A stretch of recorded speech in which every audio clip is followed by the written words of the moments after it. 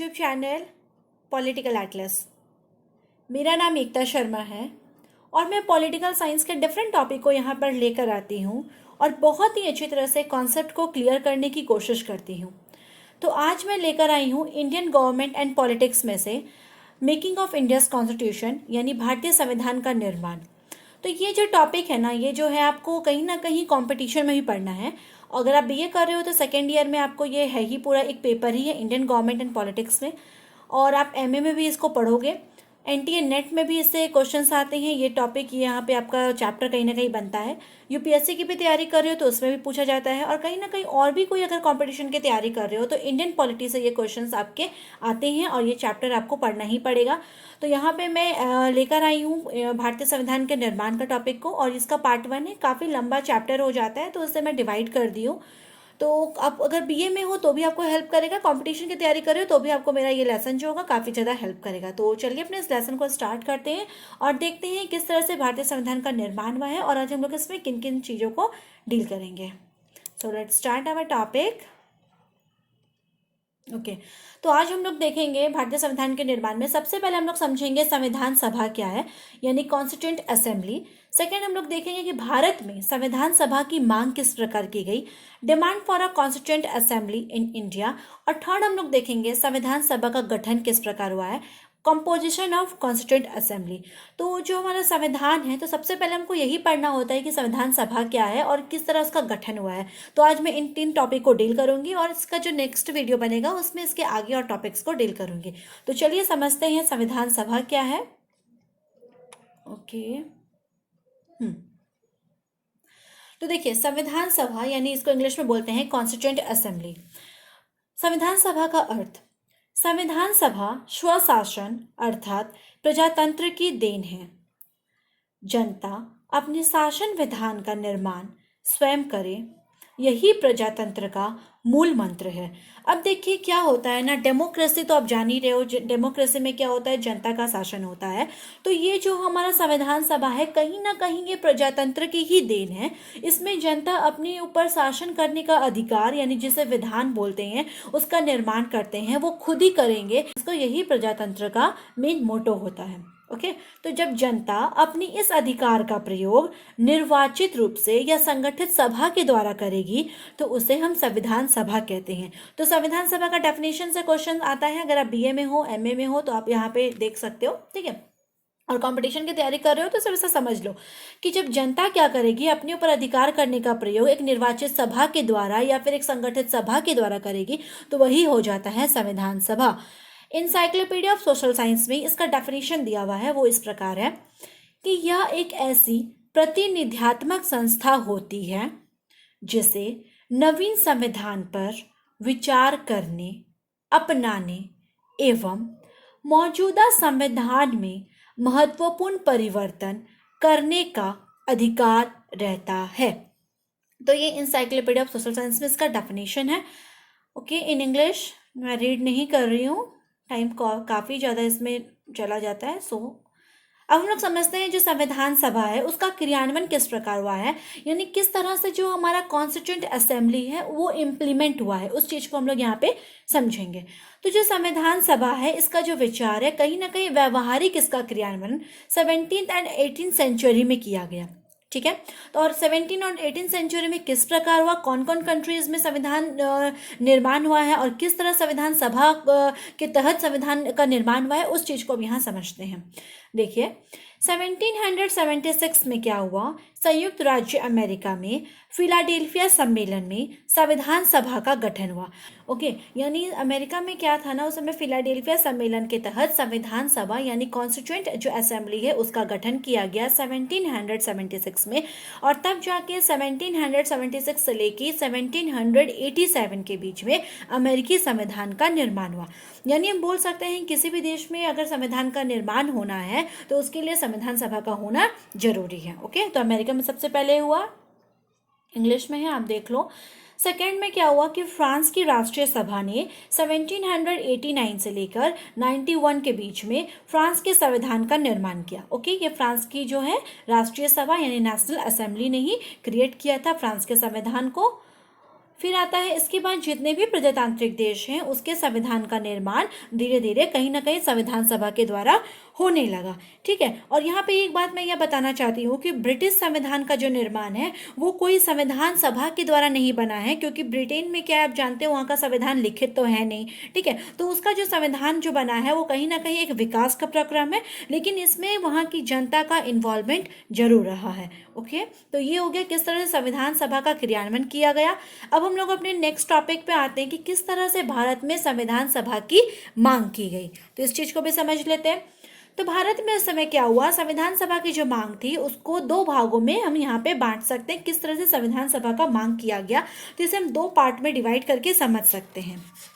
Okay, तो देखिए क्या था ना, भारत में संविधान सभा की जो मांग है कहीं ना कहीं जो भारत में जो उस समय राष्ट्रीय आंदोलन चल रहा था, स्वाधीनता आंदोलन चल रहा था, उससे भी ये काफी ज्यादा जुड़ा हुआ है, क्योंकि उसी समय से स्वशासन और स्वराज्य की मांग पनपने लगी थी लोगों के बीच में। तो कहीं ना कहीं संविधान सभा की मांग उससे ही जुड़ी हुई है। तो अगर आप नेशनल मूवमेंट पढ़े हो तो आपको यहाँ पे संविधान सभा और ज्यादा क्लियर हो जाएगा, और अगर नहीं भी पढ़े हो तो फिर भी मैं क्लियर करने की कोशिश करूंगी। तो चलिए समझते हैं किस तरह से भारत में संविधान सभा की मांग की गई। तो इसे दो पार्ट में डिवाइड किया। पहला पार्ट है 1922 से लेके 1939 ईस्वी में, और दूसरा पार्ट है 1940 से लेके 1946 ईस्वी के बीच में। ओके, ये ड्यूरेशन है first part and second part.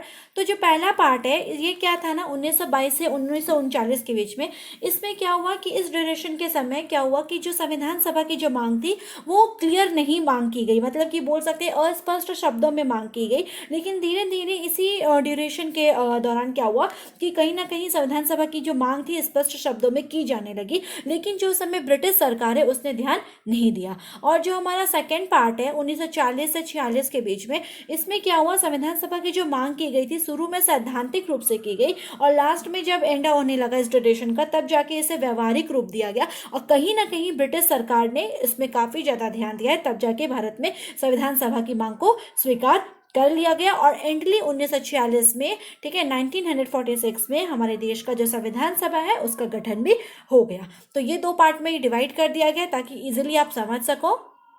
चलिए फर्स्ट पार्ट को समझ लेते हैं। सबसे में क्या हुआ था, अस्पष्ट रूप से मांगे रखी गई थी। तो सबसे पहले इसमें 1922 में महात्मा गांधी ने संविधान सभा की मांग रखी, वो भी अस्पष्ट रूप से रखी थी।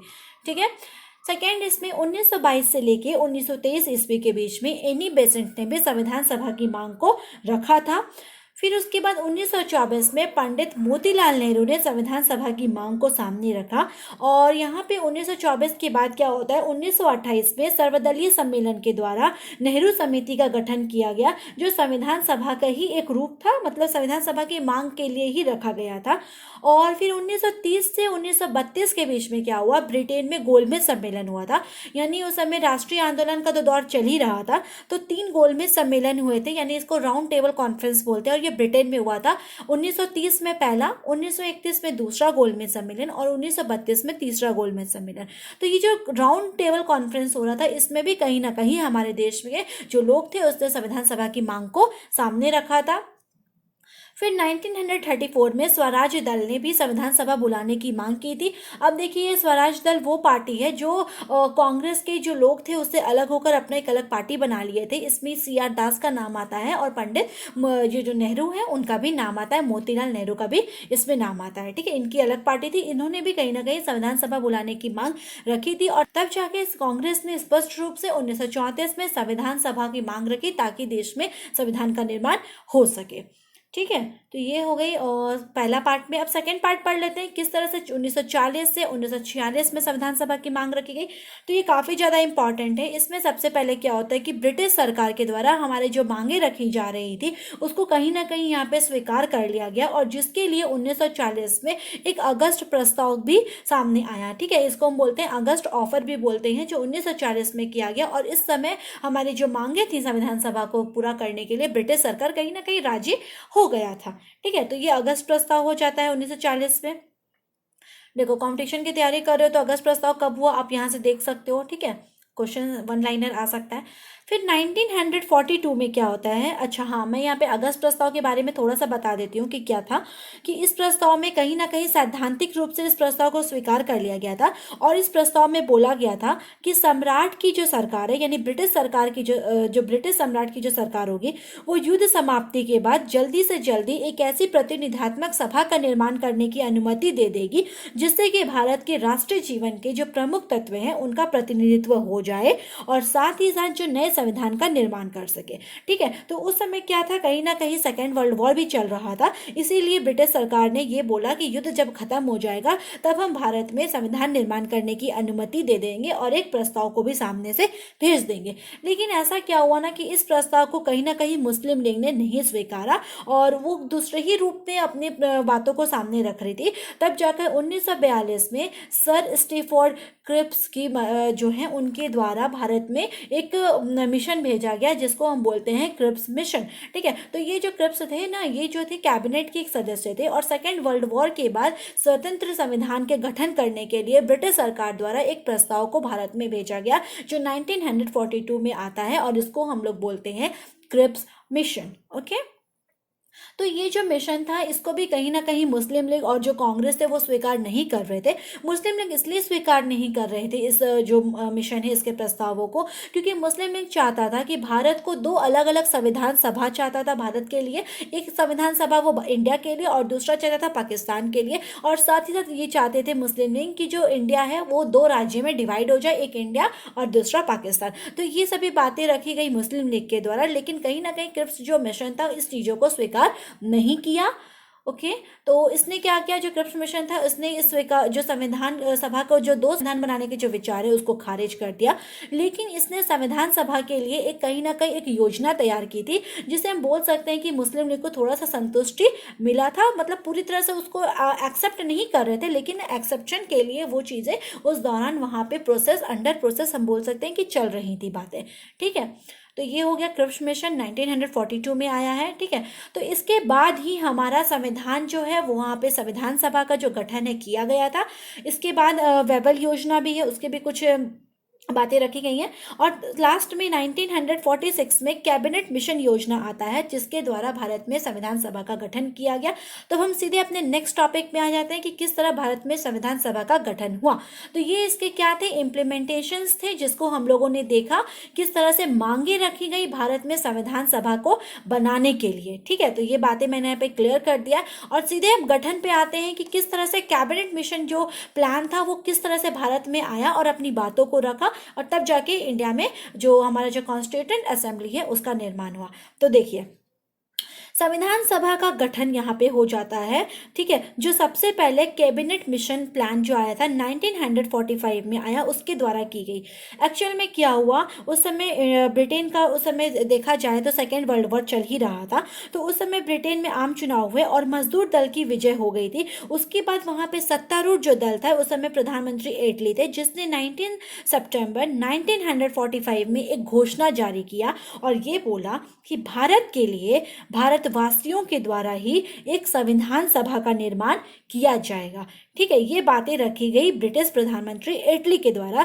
तब जाकर 19 फरवरी 1946 को जो हमारा कैबिनेट मिशन प्लान है वो यहाँ पे इंडिया में आ जाता है, भेज दिया जाता है। ठीक है, तो यहाँ पे थोड़ा सा कैबिनेट मिशन योजना 45 कहीं कहीं बोलते हैं, लेकिन अगर आप बोलेंगे भारत में जब योजना तो बनाई गई थी 45 में, ठीक है, लेकिन भारत में जब वो आता है ना तो वो 1946 में आता है। ठीक है, तो यहाँ पे आप कंफ्यूज मत हो ना कि 45 है कि 46 है। जब वो इंडिया में आ जाता है तो 46 हो जाता है, लेकिन ये प्लान जब बनता है 45 में ही इस प्लान को ब्रिटिश सरकार बना लेती है। ठीक है, तो चलिए अब समझते हैं क्या है। The constituent assembly was constituted in November 1946 under the scheme formulated bye cabinet mission plan 1945। Clear हुआ? तो इस तरह से भारत में संविधान सभा का गठन हो जाता है कैबिनेट मिशन प्लान के तहत। और जो कैबिनेट मिशन प्लान है इसका कुछ फीचर्स था। The feature of the scheme are, इसको एक एक करके डील करते हैं और समझते हैं किस तरह से भारत में संविधान सभा का गठन हुआ है। ओके, तो तो ये बहुत ही इंपॉर्टेंट फीचर्स हैं, इसको आप अच्छे से देख लो यहाँ पे, ठीक है। The total strength of the constituent assembly was to be 389, यानी हमारा जो कॉन्स्टिट्यूएंट असेंबली है उसका टोटल स्ट्रेंथ बोला गया था 389 रखा गया, जिसमें कि 296 seats were allotted to British India and rest 93 seats to the princely states. कहने का मतलब है जो हमारा कॉन्स्टिट्यूएंट असेंबली है, संविधान सभा है, उसके टोटल मेंबर रखे गए थे, टोटल जो उसकी संख्या रखी गई थी 389 थी, जिसमें कि 296 जो सीट थे, दो पार्ट में हो गया, एक हो गया 296 और एक हो गया 93 सीट। तो इन दो सीट में क्या होगा, 296 जो सीट्स थे वो अलॉट किए गए ब्रिटिश इंडिया को, यानी कि जो ब्रिटिश प्रांत थे उनको दे दिए गए, और जो 93 जो सीट्स थे वो प्रिंसली स्टेट, दैट मीन्स कि इसको हम लोग बोलते हैं देशी रियासतों के द्वारा इसको दिया गया, ठीक है। अब हम लोग समझते हैं जो 296 जो सीट है वो किस तरह से डिवाइड किया गया और उसमें किस तरह से लोग जो मेंबर आए थे वो किस तरह से उसमें शामिल किया गया। तो out of 296 seats allotted to British India, जो ब्रिटिश इंडिया को दिया गया था, अब इसको 296 जो सीट है इसको भी 2 पार्ट में डिवाइड किया गया। इसमें एक आ जाता है आपका 292 सीट्स, मेंबर सीट को डिवाइड किया गया मेंबर्स में, 292 मेंबर्स, और 4 बच रहा है, ये हो जाता है 4 मेंबर्स। तो अब देखिए 296 सीट में से जो ब्रिटिश इंडिया को दिया गया था, 292 members were to be drawn from the 11 governors provinces and 4 from the 4 chief commissioners provinces, 1 from each. कहने का मतलब है जो 296 जो सीट थे इसमें से आपका 292 सीट को जो मेंबर जो थे वो 11 जो गवर्नर प्रांत थे उनसे लिए गए, और 4 जो सीट बच रहे, 4 जो मेंबर बच रहे वो 4 चीफ कमिश्नर के जो प्रांत थे उनसे लिए गए, यानी 4 चीफ कमिश्नर के प्रांत थे तो हर एक प्रांत से, हर एक चीफ कमिश्नर के प्रांत से एक लिया गया, तो आपके हो गए ना 4। तो इस तरह से 292 जो थे 11 गवर्नर प्रोविंसेस से लिए गए और 4 लिए गए आपके 4 चीफ कमिश्नर से। तो यहाँ पे क्वेश्चन बहुत ही डीपली आता है कि किस तरह से 296 को एलाबरेट किया गया और किस तरह से यहाँ पे 389 सीट को डिवाइड किया गया। तो 389 सीट आपका क्लियर हो गया, 296 सीट में डिवाइड किया गया जो ब्रिटिश इंडिया को अलॉट किए गए, और 93 जो सीट्स थे वो दिए गए आपके प्रिंसली स्टेट्स को। ओके, हिंदी में आप देख लो। अब हम क्या है कि ईच प्रोविंस एंड जो प्रिंसली जो स्टेट थे वो अलॉट किए गए थे, जो सीट थे वो प्रोपोर्शनल थी टू देयर रेस्पेक्टिव पॉपुलेशन, यानी जो जनसंख्या है उसके आधार पर सीटों को यहाँ पे डिवाइड किया गया था। एंड एक रफली आइडिया बना लिया जाए तो जो 1 मिलियन पॉपुलेशन है, यानी कि 10 लाख की जनसंख्या पे एक सीट को वहाँ पे अलॉट कर दिया गया, ठीक है। अब जो सीट अलॉट तो कर दिया गया ब्रिटिश प्रोविंसेस को, तो वो डिवाइड कर दिया गया 3 प्रिंसिपल कम्युनिटीज़ पे, 3 समुदाय के आधार पर डिवाइड कर दिया गया। एक था आपका जनरल, सेकंड है मुस्लिम और सिख, यानी इन 3 कम्युनिटी के आधार पर जो ब्रिटिश प्रोविंसेस जो थे उनको डिवाइड कर दिया गया 3 कम्युनिटी के आधार पर, ठीक है। अब देखो क्या है, the representative of each community, यानी जो इस हर एक कम्युनिटी से जुड़े हुए हैं उसका जो रिप्रेजेंटेटिव होगा वो इलेक्ट होगा by the member of that community in the province legislative assembly, यानी जिस कम्युनिटी के जो लोग हैं उनका जो रिप्रेजेंटेटिव बनेगा उसका यहाँ पे इलेक्शन किया जाएगा, और ये इलेक्ट होंगे अपने प्रोविंशियल लेजिस्लेटिव असेंबली से, यानी जो उनका जो प्रांतीय विधानसभा है उसके द्वारा इनका मेंबर्स का यहाँ पे सिलेक्शन किया जाएगा, इलेक्शन किया जाएगा। और यहाँ पे जो वोटिंग होगी, जो मेथड यूज किया जाएगा वोट के लिए वो होगा सिंगल ट्रांसफरेबल वोट, इसको हिंदी में बोलते हैं एकल संक्रमणीय मत प्रणाली, या एकल इसको बोलते हैं हस्तांतरणीय प्रणाली, ठीक है। तो इसके द्वारा जो रिप्रेजेंटेटिव होंगे, जो 296 जो सीट की बात हो रही है ना यहाँ पे, इनके लिए ही हो रही है, ठीक है, इनके बारे में ही अभी बातें हो रही है जो इलेक्ट होंगे। ओके, 93 जो स्टेट है प्रिंसली स्टेट की बातें अभी यहाँ नहीं हो रही है, अब इसके दोनों को यहाँ पे मिक्स मत करिएगा। चलिए आगे देख लेते हैं, ठीक है। तो इनका इस तरह से रिप्रेजेंटेटिव कम्युनिटी का इलेक्शन हो जाता है। फिर क्या होता है, जो रिप्रेजेंटेटिव होते हैं प्रिंसली स्टेट के, यानी कि कौन, जो हमारे 93 जो मेंबर बचे उनका वो इलेक्शन यहाँ पे नहीं होता है, वो लोग यहाँ पे नॉमिनेट कर किए जाते हैं, और नॉमिनेशन की जो प्रोसेस यूज होता है वो होता है head of the princely state से, यानी जो देसी रियासत है उनसे ही यहाँ पे उनका यहाँ पे नॉमिनेशन के थ्रू ही अपने रिप्रेजेंटेटिव को भेजते हैं संविधान सभा में। समझ में आ रही है बातें? Okay, the election of the constituent assembly, यानी जो कॉन्स्टिट्यूएंट असेंबली के लिए जो इलेक्शन हो रहा है किसके लिए हो रहा है, ओनली फॉर 296 6 जो सीट है उसके लिए हो रहा है। आपका टोटल जो 389 जो सीट है ना, ये देखो जो टोटल 389 सीट है इसके लिए इलेक्शन नहीं होगा। इलेक्शन होगा केवल 296 सीट के लिए, और जो रेस्ट 93 सीट है इसका केवल नॉमिनेशन होगा। अच्छे से समझो, जो ब्रिटिश इंडिया वाले जो जिनको अलॉट कर दिया गया है सीट, उनका केवल और केवल इलेक्शन होगा, और जो प्रिंसली स्टेट है यानी कि जो देसी रियासत है, उन जो 93 सीट है उनका यहाँ पे नॉमिनेशन होगा। तो चलिए समझते हैं। इलेक्शन जो हुआ था कॉन्स्टिट्यूएंट असेंबली के लिए फॉर 296 सीट्स के लिए वेर हेल्ड इन जुलाई अगस्त 1946 में हुआ, और इसका रिजल्ट इस तरह से था। इंडियन नेशनल कांग्रेस को मिला 208 सीट, और मुस्लिम लीग को मिला यहाँ पे 73 सीट, और जो अदर थे यानी स्मॉल ग्रुप्स एंड जो इंडिपेंडेंट थे उसको मिले 15 सीट। ठीक है, तो यहाँ पे इतना सीट इंपॉर्टेंट नहीं है, फिर भी एक आप यहाँ पे ध्यान रख लो। ठीक है, तो ये आपका यहाँ से खत्म हो जाता है। चलिए, तो इस तरह से हमारा जो संविधान सभा है उसका गठन हुआ है। तो मैंने बहुत ही अच्छी तरह से समझाने की कोशिश की है। आपका क्वेश्चन इसी तरह से आता है, बीए में भी होना तो क्वेश्चन ऐसे ही आएगा, संविधान सभा से क्या समझते हो और संविधान सभा का गठन किस प्रकार हुआ। तो अगर आप इसके मांग को जान लो कि किस तरह से संविधान सभा का जो इलेबरेशन यहाँ पे किया गया है, किस तरह से मांगे सामने रखी गई हैं, तो आपको आगे बहुत ज़्यादा इसको मदद मिलेगा समझने में कि किस तरह से इसका गठन किया गया है। तो गठन में अगर आपका यहाँ पे कौन सी बात आएगी, यहाँ पे आएगी आपकी कैबिनेट मिशन प्लान आएंगे। हालांकि कृषि मिशन है, वेबल योजना, इन सब का भी कहीं ना कहीं रोल रहा है, लेकिन कैबिनेट मिशन प्लान के तहत ही हमारा जो कॉन्स्टिट्यूएंट असेंबली है उसका गठन किया गया। और किस तरह से इसके मेंबर्स को डिवाइड किया गया ये भी मैंने बहुत ही इजी वे में रखा है। तो आई होप कि मेरा ये लेक्चर आपको बहुत अच्छे से समझ में आया होगा। तो चलिए अपने लेक्चर के एंड पे आ जाते हैं। ओके, अगर आपको मेरा आज का लेसन अच्छा लगा हो तो प्लीज़ मेरे इस वीडियो को लाइक कीजिए, और अगर अभी तक मेरे चैनल यानी पॉलिटिकल एटलस को सब्सक्राइब नहीं किए हो तो प्लीज़ सब्सक्राइब कीजिए, और अपने फ्रेंड्स के साथ भी इसे शेयर कीजिए। मैं और भी इसके आगे वीडियो अभी लेकर आऊँगी। अभी हमारा जो मेकिंग ऑफ इंडियन कॉन्स्टिट्यूशन ये ख़त्म नहीं हुआ है, अभी इस पर चलेगा। ये पार्ट 1 है, आप देख रहे हो ना कितना लेंदी वीडियो जा रहा है। तो पार्ट 2 मैं लेकर आऊँगी, उसमें आगे और समझाऊँगी किस तरह से कौन कौन सी बातें रखी गई हैं। ठीक है, तो आज के लिए इतना ही। मेरे साथ बने रहने के लिए मेरे चैनल को ऐसे ही देखते रहिए। So thank you very much.